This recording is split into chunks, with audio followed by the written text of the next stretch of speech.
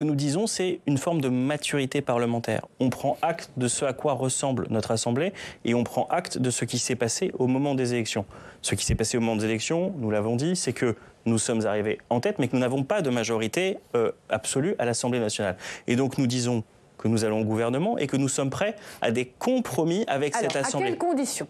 Un Premier ministre de centre-gauche ? Un Premier ministre de gauche. Bernard Cazeneuve, vous le souhaitez ? Écoutez, moi, j'ai aucun problème sur aucun nom. Ce qui m'intéresse, c'est qu'il y ait quelqu'un qui arrive et qui dise que on a une équipe de gauche qui est... Non, mais si vous voulez, enfin, je veux dire, on peut jouer au... Si vous voulez, on peut jouer... Vous avez une idée quand même, vous avez censuré, vous devez avoir des idées, j'espère. Si vous voulez, en fait, on sait que le président de la République, on lui a fait des propositions, on sait très bien que son pouvoir de nomination, il l'utilise à son gré.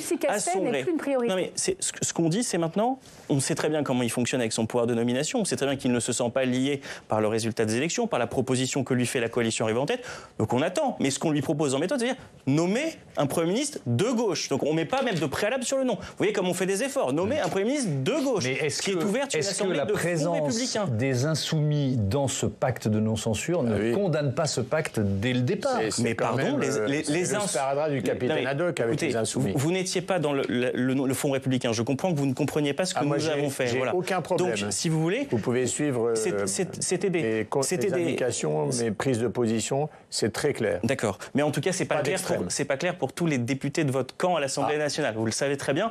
Et je vois que vous dites donc je vois que vous le comprenez très bien. Non, donc le sujet, c'est qu'en effet, ceux qui ont fait Front républicain ensemble et la discussion au Parlement, et que dès demain d'ailleurs, des présidents de groupe, attendez, allons au bout, dès demain, les présidents de groupe se voient, se retrouvent, discutent des conditions de la non-censure d'un gouvernement de gauche. Il y a une méthode. Il y a une méthode. Et on est les seuls à la mettre sur la table. Je vous remercie de le dire. De LFI au LR, vous construisez une majorité sur un certain nombre de textes, ou texte par texte, avec surtout sur le budget, parce qu'il y a une urgence sur le budget. Il manquait quelque chose dans votre réponse. Je crois pas, non ? Si.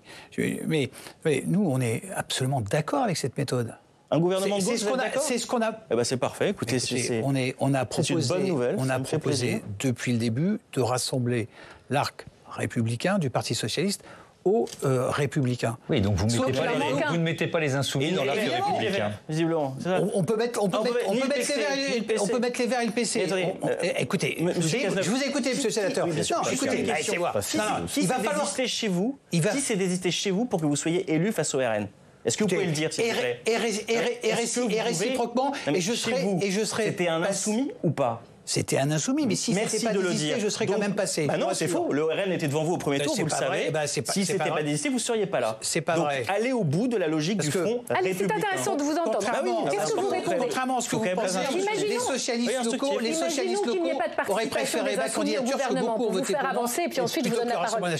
Sans ministre insoumis, c'est oui ou c'est non ? Un accord. Mais bien sûr. Mais le Parti socialiste. Je peux répondre ou pas ? Non, mais je veux dire. Elle se retourne vers moi, madame se retourne vers moi, je suis obligé de lui répondre, vous savez. Bien sûr. Je le dis justement. Ah là, c'est moi qui vais prendre. Allez. Le Parti socialiste. Écoutez, nous, on est très ouverts. Je veux dire, Bernard Cazeneuve a été évoqué très sérieusement au mois de juillet. Donc, bien sûr qu'on est ouvert, on le dit depuis le début. Et Gabriel Attal l'a répété. Sauf qu'il va falloir que le Parti socialiste, un jour ou l'autre, décide. Soit il gouverne avec le bloc central, soit il gouverne avec les On voit que c'est compliqué de vous entendre et vous mettre d'accord. Il y a une hypocrisie qui est cette partie de la table prend beaucoup la parole depuis quelques minutes. Jean-Luc Mélenchon, depuis des mois, et vous le savez très bien, a dit qu'il ne faisait pas de la question de la participation ministérielle un sujet pour les insoumis. Donc arrêtez de faire semblant qu'il y ait des faux débats sur ce sujet.